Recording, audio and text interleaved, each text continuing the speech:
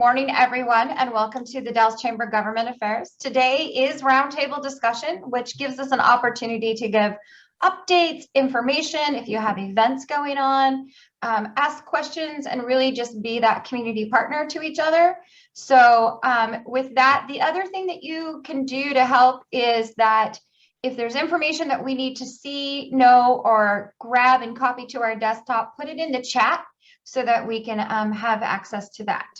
As you will also notice in our e-blast this last week, we did list the links for the past two government affairs, and that way you can access and see what was the discussion that day. So we're putting those in there and trying to get those updated, and so that way you guys can stay informed and people else can see what's going on without having been here. So with that, does someone want to volunteer, or I'll just go around the screen? Y'all are so quiet.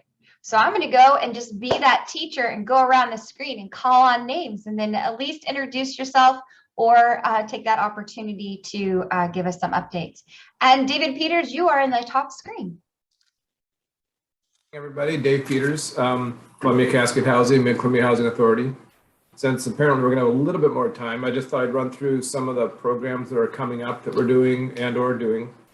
One of the more exciting things is the state's changing their way that they're doing down payment funding. We used to be limited to $15,000 down payments per person. There's going to be some special categories like first generation home buyers in the future that will allow us to land up to $60,000 per person, and it's a forgivable loan, so it's almost like a grant. And we're hoping to get, because we fit a category where we served a majority of our people were Hispanic, we were actually able to probably get an extra $500,000 in down payment funding. So that's pretty exciting for us. We hope to get that by beginning of summer. So that'll be neat to have available to people. And that's the Hood River, Wasco, and Sherman County in Oregon. Unfortunately, that's not a Washington program. And just for, I keep harping on that we have money for COVID assistance for people that were affected by COVID in pretty much any manner. We have it for both renters and homeowners. So, and the state's program that they're just getting underway for people that were, like had a for sale date on their foreclosure, they can get actually up to $40,000 as a one-time payment to catch them up. And then potentially even another 12 payments of their next 12 payments of mortgage payments. So that's an exciting program. The renter part of that comes into play. The city of the Dalles, we partnered with them to do a community development block grant. And that money should be flowing, whether it's weeks or a month or so, I'm not sure. But that's a different source of funding that'll let us pay up to 6 months of past due payments. Either rent or utilities or mortgages. So that's kind of a flexible in that regard, up to 6 payments, no dollar limit on that. And again, the nice thing about it is also we don't have to catch them up. Sometimes programs will only pay a certain amount if it catches them up completely. This doesn't have that, because a lot of times we're close to paying them, like say there was like the $40,000, that's been in effect before and past, and some people would do like $42,000, and the state wouldn't allow us to pay the bank anything. They could almost get caught up, but because they couldn't get caught up, they weren't allowed anything. But this money's different. We'll be able to pay even if it's just a majority of what they're behind. And then, yeah, just another community land trust. I've mentioned it before. We're still working on. We purchased a couple of properties from Wasco County. Thank you, Scott Hagee. I see you on there now. We're still working on, we're actually just getting approval on the removal of the homes, or the one home anyway, that we're getting asbestos removed and stuff first to make it a clean scrape. And then we're going to tear that down. And then we hope to be turning it into a community land trust home or homes. We might do a kind of a small fourplex or something there. The property allows that. And just, ongoing, we have homebuyer classes pretty much every month, both in English and Spanish, depending on the month. And we have finance classes like budgeting, banking, debt, that type of thing. So those are all free. If you need the assistance, they all have scholarships. So that in a nutshell is what I have, and I can certainly answer any questions if people have them. David, I actually do that rent and mortgage assistance. Is that specifically just for residential, or is there any business assistance in that too? This one is residential. I can double check with the state. I know in the past, as you know, they've had some assistance. I know one of the programs the state has is still ongoing, but I don't honestly remember if it was just rental or not. So I can double check Okay. That would be great information to know, and that we can pass on to our businesses if they're eligible for that. We can also help many individuals subscribe to our email list. So that's something, if you wanted to put that together in a PDF or something, we can put that into the next e-blast. And keeping in mind, of course, the landlords could be the ones that refer their tenants, to this help. So that, the landlord can't apply, but the owner, Right. but they can certainly make sure this information is available to all their tenants. Awesome, that does help. Dan, you have a question? Thank you, Lisa. Thank you, David. David, the land trust that you mentioned, is that also operative in Hood River County? Yes, it was. We may be able, excuse me, we're going to hopefully be gorge wide. So, the land trust, that each one's going to be its own project once we get this going, but it'll be under the, it'll either be a land trust or just a shared equity program. They're the same, one sort of the definition of the other. Columbia Cascade, as you know, is a nonprofit. So technically, why create a land trust? We already have a nonprofit. But whatever the form it takes, it'll be one for the whole gorge. So all 5 counties that we serve. Rand Road is a possibility. That was in the proposal. We're hoping to get some land trust model, some of the portion there up to like 21 units. It's hard though, when people in Hood River County can afford maybe $275,000 house. They might be 500,000 or 600,000 by the time you get them built. So there's a big gap there that's hard to fill. So we may lose those, and it may be more multifamily, but we're hoping to have potentially Rand Road. But yeah, anywhere else in Hood River also at some point. Thank you, Dan.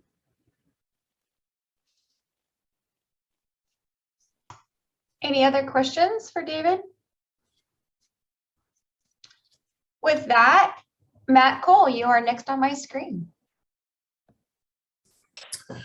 I'm Matt Cole with Direct Line IT. We provide IT services for pretty much anywhere in Oregon, Washington. So I'm just joining today as I'm kind of getting into the government affairs thing and just kind of listening and observing. So if you guys have any questions for me, don't hesitate.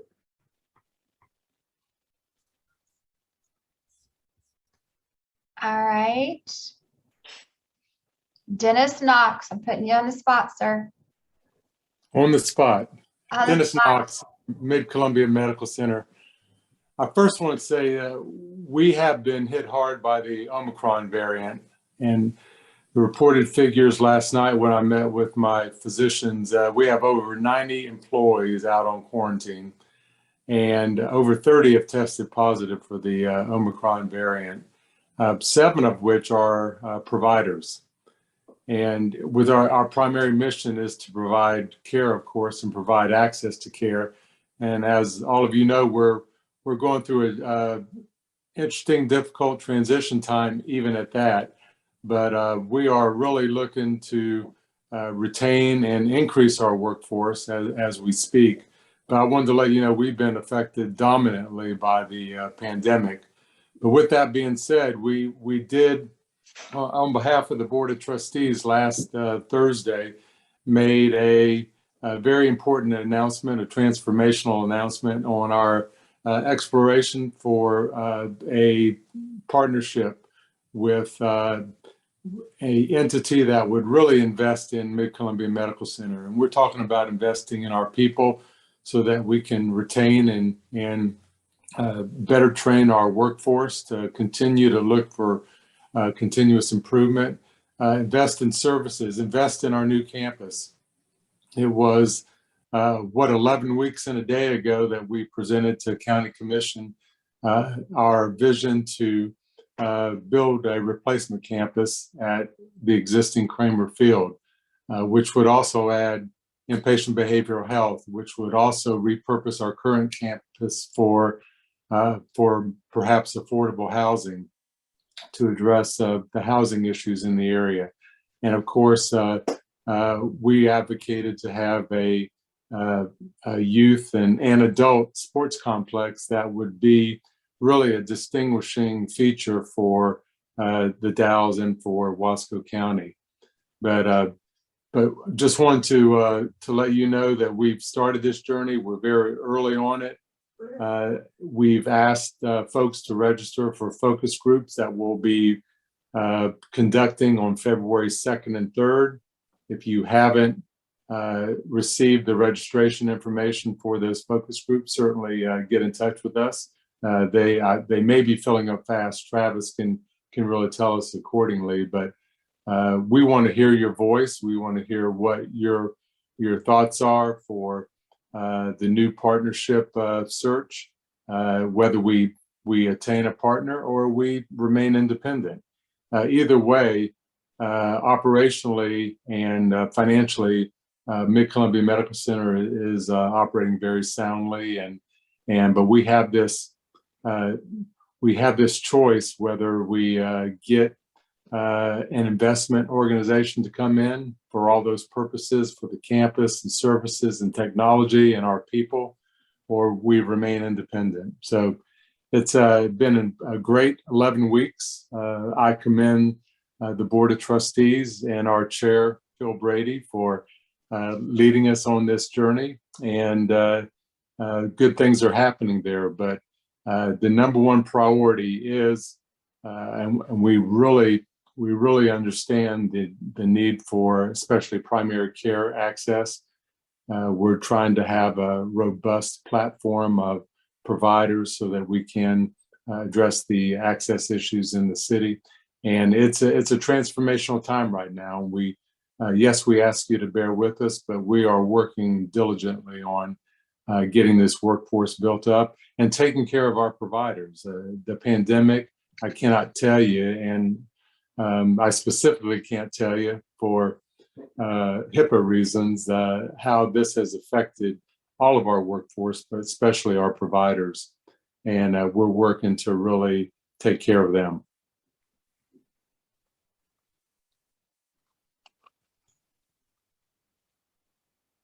Any questions for Dennis?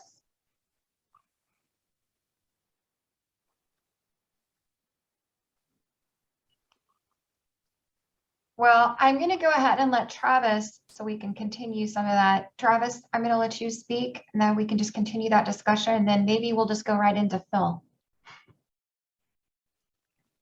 Okay, sounds good. Thanks, Lisa. So just a couple of points to the operations that Dennis had mentioned. So I think some of you may have known that the Oregon National Guard soldiers have, there's been 8 or 9 of them that have been assigned to MCMC organization to help support us through this incredible time right now as we take on this challenge. Our colleagues at the campus, hospital campus, and care providers take on this challenge. So the Oregon National Guard is here in our community to help us with some of our operational mechanics and to make sure we can continue to provide seamless service.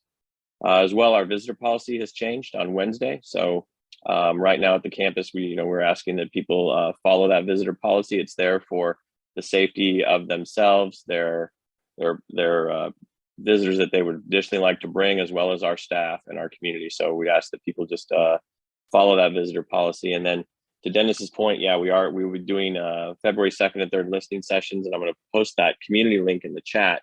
Right now they're scheduled to be at Cousins, but we'll be transitioning those to virtual, so it will be easier to attend for some sessions rather than ideally we are in person. We can have this engagement, but now is not the time. The listening sessions are important.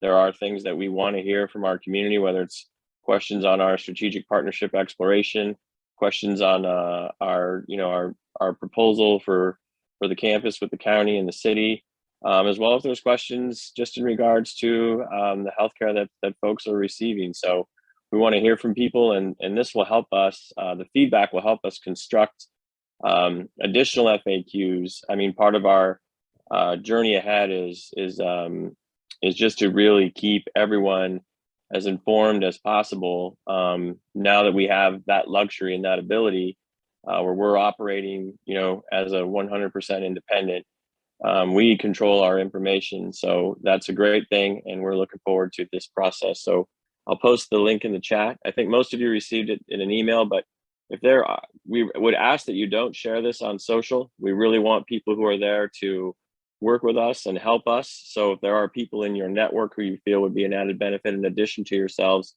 We'd really like to see you involved in those sessions. So thank you.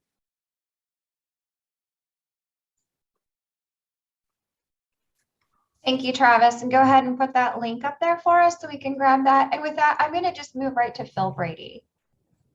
Thank you. And there is so much going on at MCMC that we all have something to contribute here today. I'm very, very proud of our board as we've been going through the transformational issues that Dennis was identifying. The board has done a great job of being very aware of what's going on right in front of us in the immediate moment, while also doing what a board's supposed to do, which is strategic planning, looking on the horizon and guiding the hospital into the future. It's part of every board to bring on new members and let people transition off. The boards have a life that's moving on and on. And so we're sad to see that one of our favorite board members is going to be retiring, Dr. Wally Wolf. After 30 years, he's going to be leaving our board. He recently did rounds with Dennis, and they couldn't get from one room to the next because everybody wanted to thank Wally and say hi, Wally, and had a story about how Wally had saved one of their beloved pets or animals. And we are also bringing on 2 new members to the board. They have been approved and will be joining our meeting soon. One is Sue Knapp, K-N-A-P-P. You might know her from her work in Maupin. She worked for a long time in the Oregon state government in fish and wildlife, and eventually she was policy advisor for Governor Kulongoski, retired from there about a decade ago, moved and settled in Maupin, but kept very busy in Maupin. She was a member of the Maupin City Council, the board of directors for the Mid-Columbia Economic Development Commission, and most recently has been the board of directors for the White River Health District, and is leading the work to build the Deschutes Rim Clinic. So she's, as you can see, this is a strategic connection between MCMC and Deschutes Rim. We really see ourselves finding ways to enter into partnerships and support each other. The other person that we have elected to join our board doesn't need an introduction at all, and that is Nolan Young, the former city manager of the Dalles. So he is he's up now finishing his work as city manager in Fairview, and is going to be joining our board shortly. And we really look forward to his gentle wisdom. He has a great way of calming whatever argument there is and bringing a perspective that has a lot of experience behind it. So we're looking forward to having both of those people join our board soon. And that's my contribution. Okay, any questions from anyone for any one of those 3? There is a lot going on. Thank you for those updates. So with that, I'm going to turn it over to someone who's supposed to be retired, but not, Scott McKay. Thank you very much, Lisa. Yeah, I'm still around. So I haven't joined Brian yet, but one of these days I will. At the senior center, one of our major fundraisers, as I think everyone knows, is bingo. And we have canceled that for the next 3 weeks on Saturday because of the Omicron surge in Wasco County. It's been significant. And I don't know if you all have, but I know of at least 3 people who have tested positive on Omicron, well, for the virus. And fortunately, all of them had been vaccinated and the symptoms have been very mild. So, and basically they isolated for 5 days and then quarantined for another 5 days.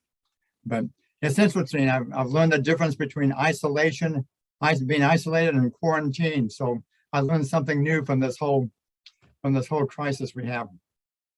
The other thing is, we still do. We have always been helping people schedule the booster shot with North Central Public Health District. We haven't received any calls that I know of for the last 3 or 4 weeks. And my understanding is that I think they still have the clinics up at the Readiness Center on Thursdays. I'm not positive. Okay, Scott, and report that you can just walk in now. if you need a booster shot or some kind of vaccine. So that's nice, makes it real convenient. The other thing we still doing are lending out our medical equipment. I think it's something that's well known in the community nowadays. So we get many referrals from the healthcare providers or visiting health nurses to provide medical equipment that we can lend out for suggested donation of $10. And every time I go by Fred Meyer and look at how much that equipment costs, I'm amazed how anyone can afford it. But you know, $60, $40, $50 for different pieces of equipment. And we can lend that out to you for nothing or for a $10 donation if you can afford it. The other things are, I think that's about it. We're still working on improving the center, taking advantage of this downtime. And hopefully we'll be out of this and we'll see out of this tunnel and we'll be getting back to normal, which is, you know, if that ever happens, but it would be different. Anyway, I'll let Corliss add in anything that I've missed. So thank you. Good to be back.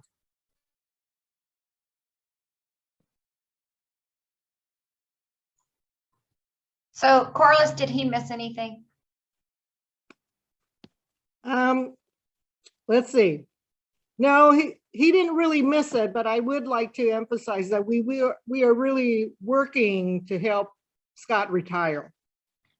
And so I'm asking if I could have maybe somebody give me some advice sometime. I mean, somebody like Bill Lennox that has expertise in a nonprofit hiring process.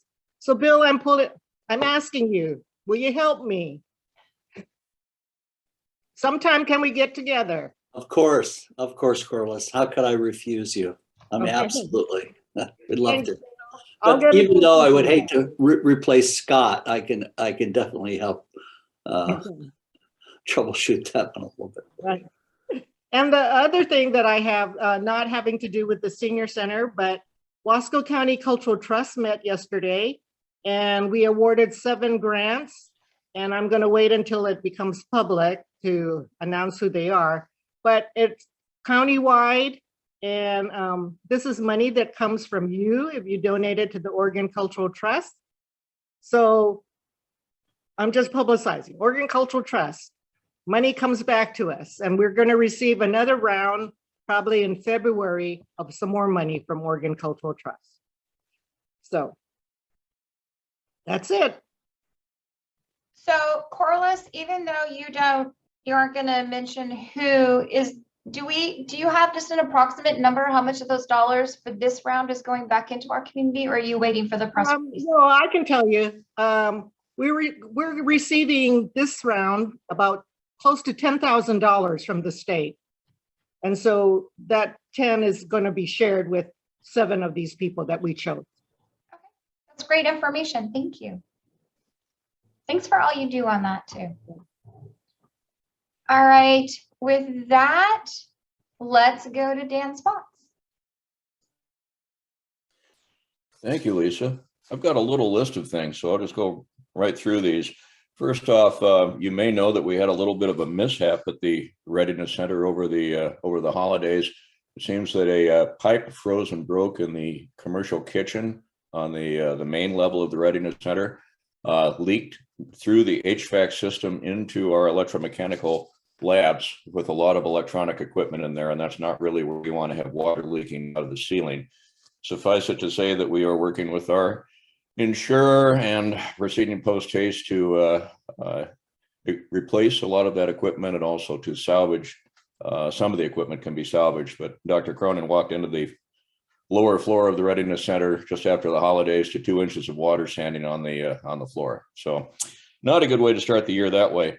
The Skill Center came into play because we were able to transfer some of those classes over into the labs at the Skill Center. So we had that. It was good to have that backup there.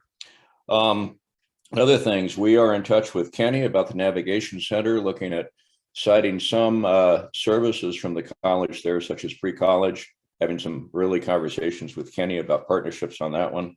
On the issue of general issue of diversity in the college, we are going to be hiring a diversity director at Columbia Gorge Community College, looking at a role in our Latinx Advisory Council and other things to ensure that we are reflective of our diverse cultures in the Columbia Gorge. So recognizing the sometimes challenge of retaining, hiring people in the Columbia Gorge, I'd ask all of you to keep potential candidates in mind. And I would be happy to put that recruitment announcement in the chat box. I'll do so a little bit later this morning. EDA, Economic Development Administration. Early indications are that we are on board for an approval letter for the hangar at Columbia Gorge Regional Airport. I don't have anything official yet. We still need to dot some I's and cross some T's in terms of engineering response. Klickitat County is working on that one. But I got a call from the County Economic Development Director, Richard Foster, yesterday, and it sounds like we can anticipate some good news in February or March. The challenge still is coming out of Salem in terms of FTE, full-time student reimbursement, for students taking classes in Washington State. Apparently Salem has some heartburn over that one, so we're working on that one still. Ag Tech, we did receive a announcement, state contract. We just before Christmas, we have a $2 million contract from the state. These are ARPA funds to do 4 different things: hire early childhood education faculty, hire a Spanish GED position, again, speaking to the diversity issue. Also funding the agricultural technology program feasibility study. So we are moving forward to retain a consultant on that study. And then finally, capital funding for a child care center. Preponderance of that $2 million going to capital project for a child care center in the Dalles, likely on the Dalles campus, since we have the property to offer there. And it will provide a practicum site for our ECE program. Thanks to so many people who are involved in this conversation, including MCMC, Sherry is representing the hospital. We convened a task force. Let's see, we had a summit in December with more than 50 people attending. 22 of them volunteered for a task force to look at the fine details of how do we actually make this happen. And that task force met last week, and we are now assigning working groups from that. We anticipate those groups meeting through the rest of this month into February, and then reporting back on their recommendations, doing things like reviewing the feasibility study that we conducted last year. Is it valid in all aspects? Reviewing the cost projections, operational deficits, things like that. Looking at administrative structure, potential locations. Should we choose to adopt a distributed model, which would also look to perhaps satellite facilities in Hood River and Cascade Locks. There's a lot of interest in both of those communities in this discussion and participation. Providence is another participant in our meetings. And then finally, looking at the structure of supporting agreements, bearing in mind that we are likely to operate this at a deficit. The college alone cannot take that upon itself, but can we adopt really a novel approach, something that hasn't been tried before, so far as we know, at least in Oregon, and that would be formal agreements with multiple partners to sustain an operation like this over the long term. So another task force is looking at that. Daniel Hunter from the city is on that task force. I believe the county representative is on there, and one of the hospital representatives and others. So the devil is going to be in the details on all of this. At the end of the day, the state contract allows us to return the money. If we can't use it, we don't want to do that. We had tremendous support. Representative Williams, Representative Bonham were instrumental in this. They pooled their allocations to make this happen. So if there's ever an opportunity to provide affordable quality childcare in the Columbia Gorge, we have resources, and we have certainly the commitment from so many organizations at the table right now to make it happen. So anyhow, it's an exciting time. It's going to be a very, very exciting year. And I think that's it from me. Thank you. Any questions for Dan? All right. County Commissioner Scott Hagee, I'm going to let you go next. Wonderful. I came mostly because I wanted to see if Scott McKay was actually still working. So I went to his retirement party, and he just kind of keeps going. It's like an Energizer bunny or something. We had a commission meeting yesterday. Some of you were actually there. And I thought this morning I would talk a little bit about one of the items that we talked about, which was a strategic investment program. And what we talked about yesterday was really how we kind of want to direct our group of negotiators to work with the other political entities in town that are in tax code area 9.7, which probably doesn't mean anything to you, but most of the taxing entities here in the Dalles area. And that's the group of taxing entities that get to decide how to invest the community service fee. So the community service fee for the project, or really it's two projects. So there's two potential data center projects. They will be over $40 million that come in over the term of that agreement. And so the question to the taxing entities is, how will that particular portion of the funds be spent? So one way to do that is just to distribute it based on the taxing pie, essentially the tax rates that each of those entities distribute. The other way, two basic ways, is or to kind of retain that for greater good projects. So that was kind of a big part of the discussion we had. The city actually had a discussion about this, I think, a couple weeks ago. And I think what their kind of conclusion was to, and which has been part of the discussion, do we distribute it all to the taxing districts, or do we retain some of it for greater good projects? So yesterday, during that discussion, we took some public comment. Travis Gray actually made some comments, and I really liked his idea. His idea was to perhaps split the amount of funds that come in between distributing to the taxing entities and then retaining half of it to basically use for greater good projects. So that was actually in the end what we decided to do, essentially direct our folks to work with the other taxing entities to see if that was a route that they would potentially go. And the idea with that is basically to try to distribute some of the funds out to the taxing districts, because that's been kind of a point of contention, which is one of the main reasons why we went with a strategic investment program, so the taxing entities would actually get some resources before the end of that 15-year period.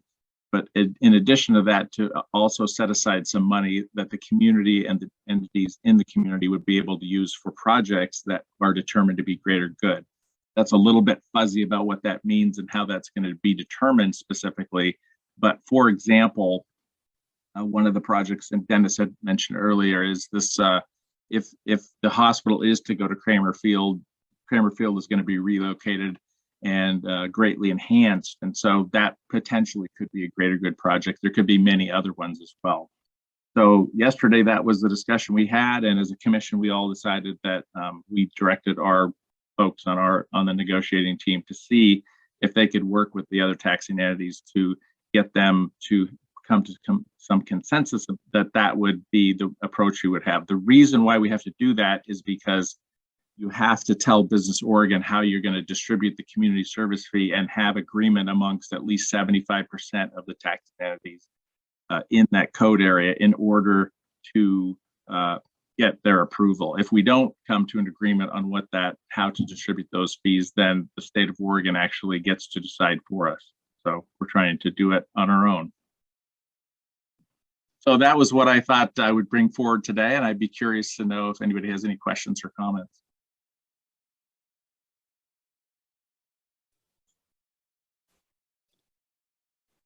So I have a question, Scott. So you talked about how this is being brought out to the community for discussion. Could you elaborate a little bit more on that? Is there going to be more of an opportunity for others to talk about or pitch in? Yeah, I think that's a good question, Bill. There's two things. One is to determine how the first thing is to determine how the community service fee is distributed. So in our case, and I think I wasn't at the city's meeting, but I think there was some opportunity for public input there. as well. We did take some public input yesterday, all we're doing is giving the folks that are working in that group from Wasco County direction as to how we feel like we would like to see it. So that's the first step. I think if there's money put aside for greater good projects, that's really where I think the important component is, because then the question I would have is like, well, how are the decisions made about those funds going to be made, and who's going to make them, and how are you going to get input? And I would expect that there would be lots of discussion about that particular thing, because that's where the rubber kind of hits the road, so to speak. Because if you have, just to say, 20, 30, 40 million dollars, and you're going to spend it on, quote, greater good projects, then what does that mean for folks, and how do people participate in that? Great, thank you. Scott? This is Yes. Wally. Yeah. When are the taxing entities gonna be, being asked? I mean, at my library board meeting the other day, I said, this is kind of the plan they're thinking about. And they said, yeah, let's vote on it. I mean, but nobody ever came to us and said, okay, what's your input? Nobody asked. So when is that going to happen? That's a very good question, Corliss. That should happen soon, and you should be contacted and being contacted. The city and the county have been working on that. Steve Kramer would probably be maybe the best one you could contact from the county to ask that question to. I'm not exactly sure how they're going to do that, but essentially there has to be an agreement, like a formal agreement from the taxing districts in this area, which I think the library district is one of those. So you guys will have, now you're going to have to decide, how you participate, who participates from your organization, but that would be something that I would expect would be coming to you in the fairly near future, because it's going to, the agreement has to happen within 90 days of Business Oregon's approval, which happened sometime in the middle of December. So there's 90 days to get that. So there's not a lot of time to get to that agreement. Right. So we have never been notified. So that should be soon. Okay. It would be very soon. And part of the reason we had the discussion yesterday, because our input was that's what they wanted to go into those discussions with the taxing entities. Okay. If you don't hear from somebody, or you don't hear that you've heard, please let me know, and I will make sure that we make that connection. Okay. Dan, you have a question? Just an idea on this one. Scott, there is a forum that comes to mind for communicating to the various public organizations in the county. And that would be the community outreach team. I'm wondering if they might have a role, at least in communicating, perhaps also in discussing allocations of that, the better good, the greater good fund, as it were. For sure. Yeah, that's a good point. Community outreach team hasn't met for a couple months for a variety of reasons, but I think we're going to meet on the 28th. So that's a good discussion to bring forward to that group for sure. Okay.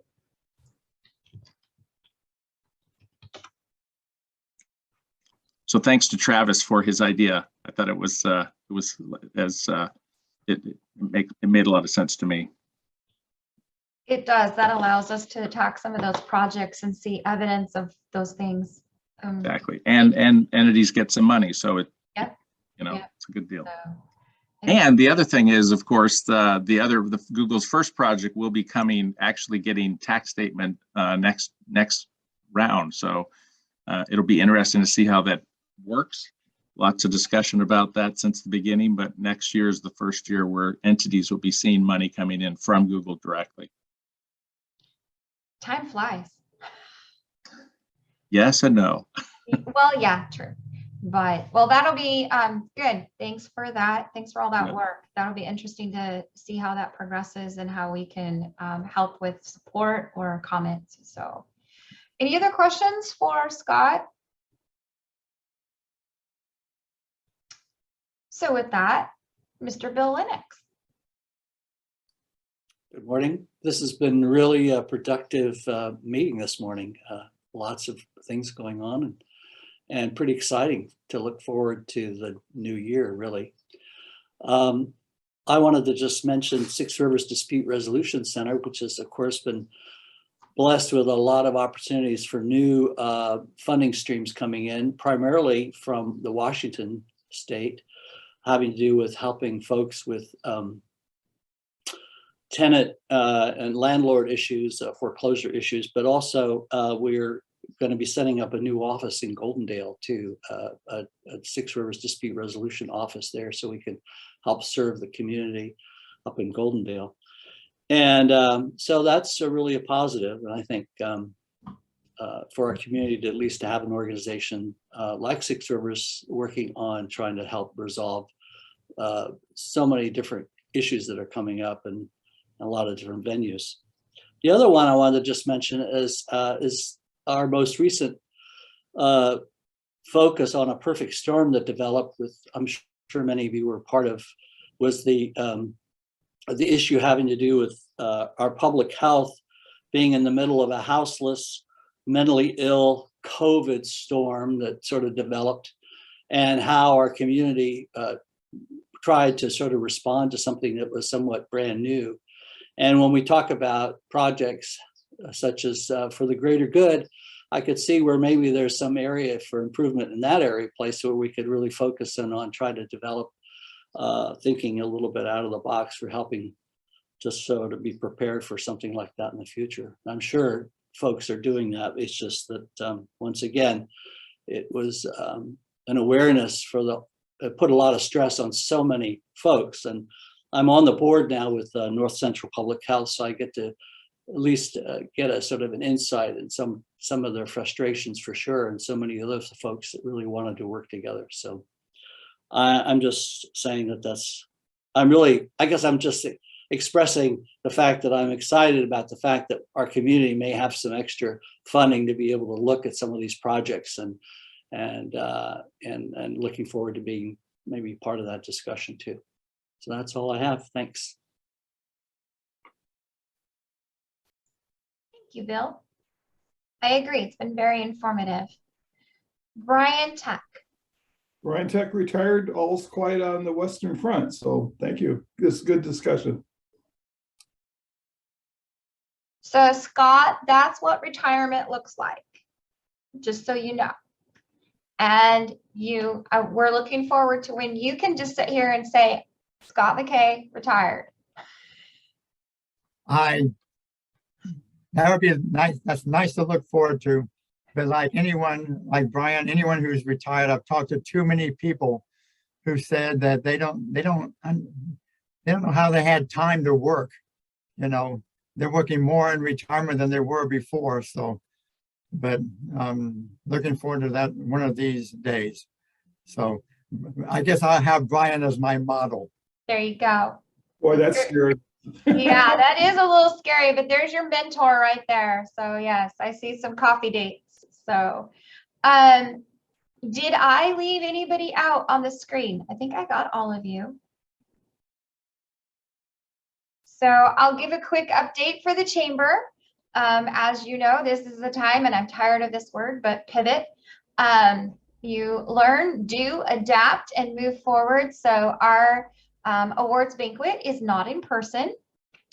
We are filming today, so if you see balloons and bouquets, just don't tell anybody where they went.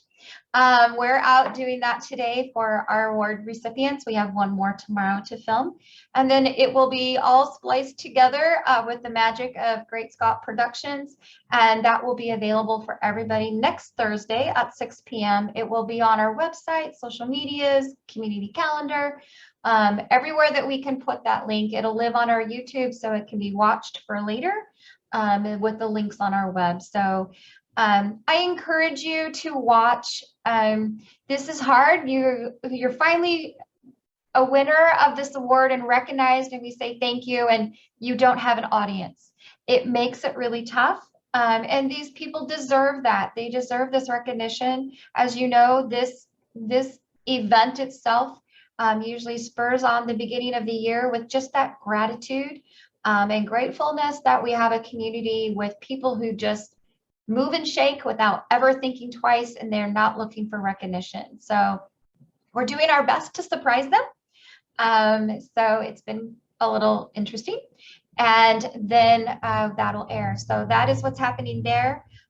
This chamber is moving forward with some of their networking events. If those are a smaller group, we're asking everybody just to do COVID and that and mask and distance, but we will keep you guys in the loop as to if we are going to actually do in person or Zoom.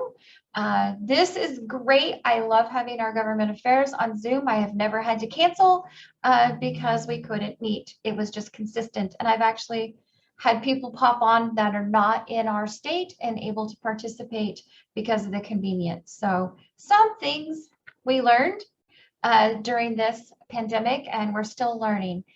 But that is what the chamber is working on right now. And then obviously we are already working behind the scenes with our tourism season and working to promote our community, because you have to promote like a year ahead. So we're working with publications and fam tours and all of that advertising.